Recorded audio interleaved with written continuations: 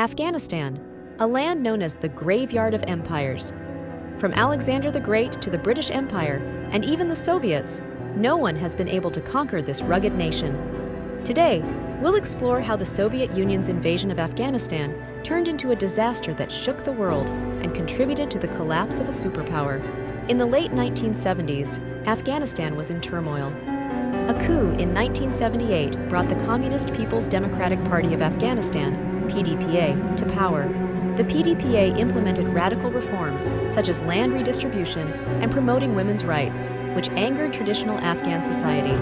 Resistance to these changes sparked a civil war, with various Islamic factions, the mujahideen, rising to fight the government.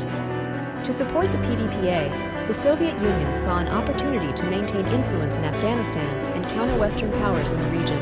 On December 27, 1979, the Soviet Union launched Operation Storm 333, overthrowing Afghan President Hafizullah Amin and installing Babrak Karmal, a more compliant communist leader. The Soviets deployed over 100,000 troops, supported by tanks, helicopters, and fighter jets. Their goal was to crush the mujahideen quickly and stabilize the communist government. Afghanistan's mountainous terrain made it impossible for Soviet forces to maintain control in rural areas. The mujahideen, backed by local knowledge, used guerrilla warfare, launching hit-and-run attacks and ambushes. The United States saw the invasion as a Cold War opportunity to weaken the Soviets. Under Operation Cyclone, the CIA provided billions of dollars in weapons and training to the mujahideen.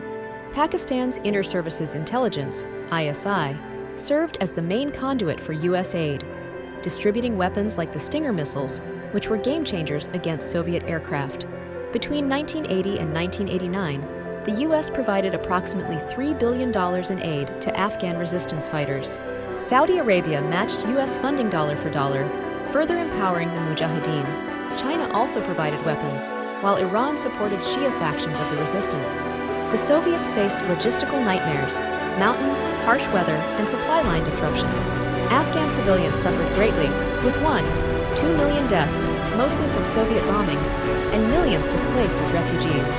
The introduction of U.S.-supplied Stinger missiles in 1986 allowed the mujahideen to shoot down Soviet helicopters and jets, crippling the Soviet Air Force's dominance. The Soviets, demoralized and stretched thin, began losing control of key areas. The war drained the Soviet economy, costing $8 billion annually. Over 15,000 Soviet soldiers were killed, and thousands more were wounded. Public opinion in the USSR turned against the war, with protests and dissent growing domestically.